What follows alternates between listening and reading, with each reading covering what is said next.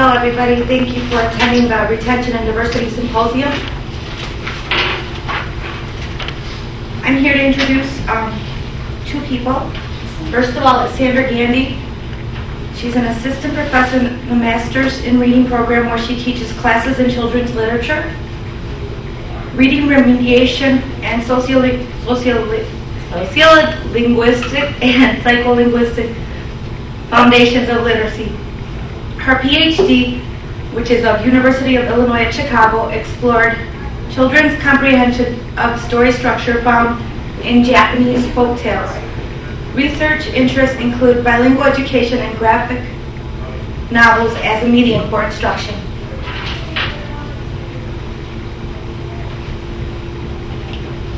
Welcome. I'd like to know who you are, first of all.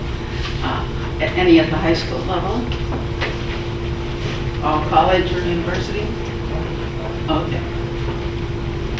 My topic is academic vocabulary. What do I mean by academic vocabulary? I'm going to start by talking a little bit about second language acquisition. When you're learning another language,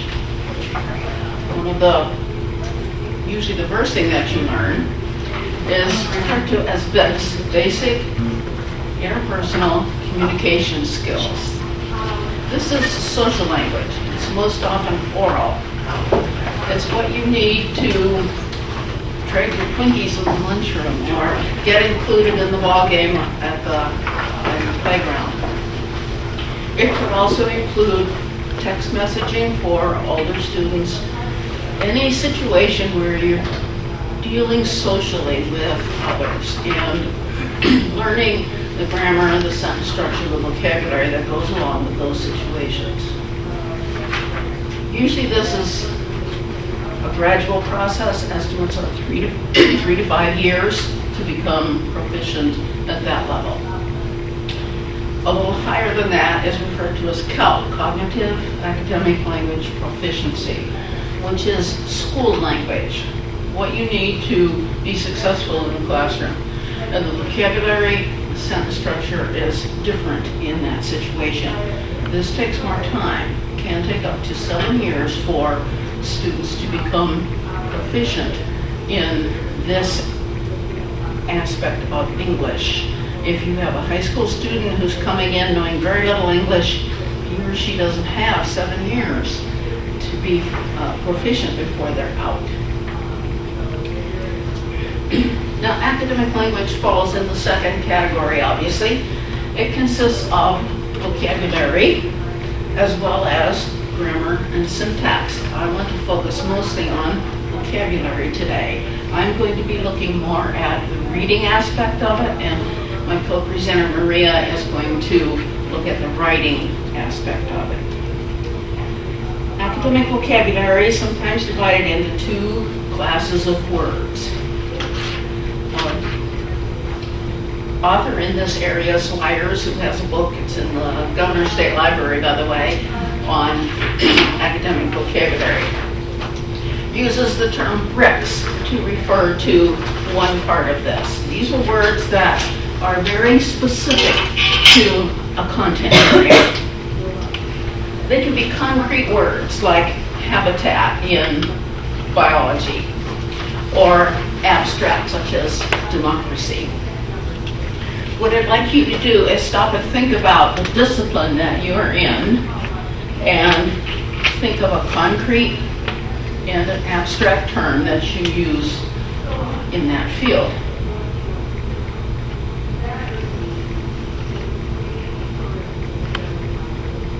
Anybody? Becky?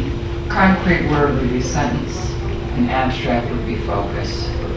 Okay. In the back, is that him? No?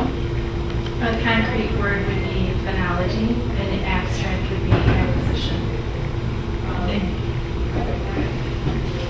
Which one's easier to learn? Now, every discipline has their own collection of brick words.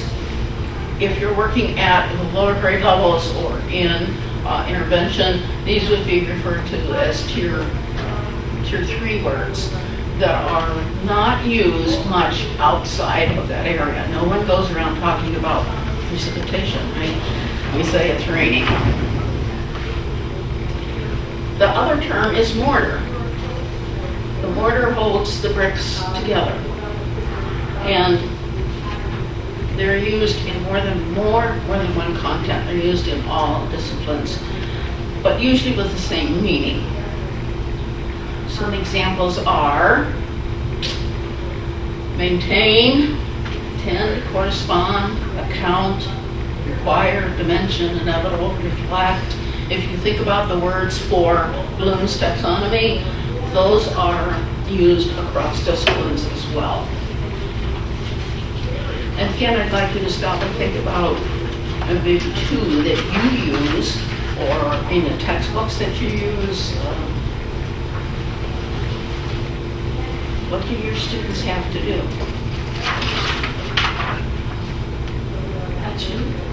Achieve.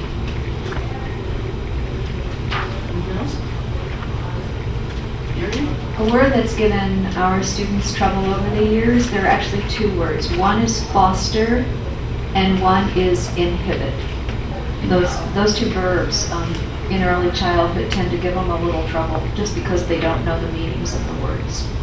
And I think they're abstract terms to me. Or they're abstract. Yeah, they're abstract. You can't really picture maintain, can you?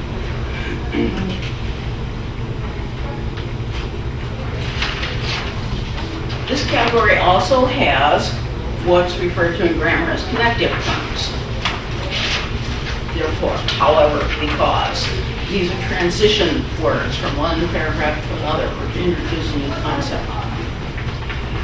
We tend to think, if you're a native English speaker, you tend to think of these words as being so common, everybody should know them. You don't realize that they can present quite a difficult concept for those learning English. How would you define because?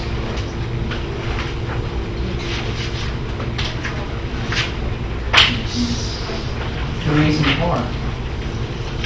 The reason for is what it calls. Okay. But you have to stop and think, don't you?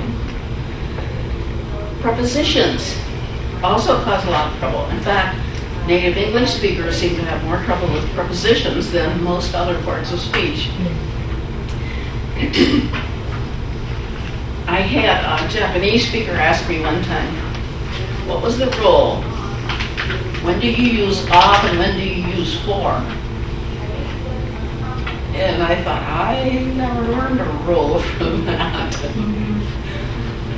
I really couldn't explain it, but it was difficult for him. It seemed natural to me.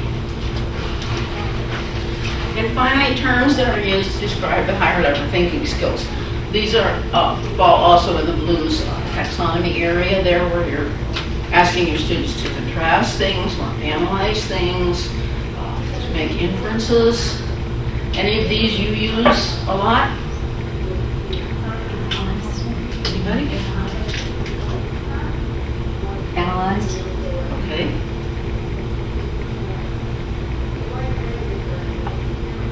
Feel free to chip in here anytime. Academic language also tends to have a lot of figurative expressions. This might be more common in literature, but we do find it in all disciplines. Metaphors, remember what a metaphor is? Makes a comparison without using like or as. Idioms, analogies. And they use concrete ideas to try to explain abstract concepts. Sounds like a good idea, right? We're getting across abstract concepts to second language learners. Some examples here. What's it mean to see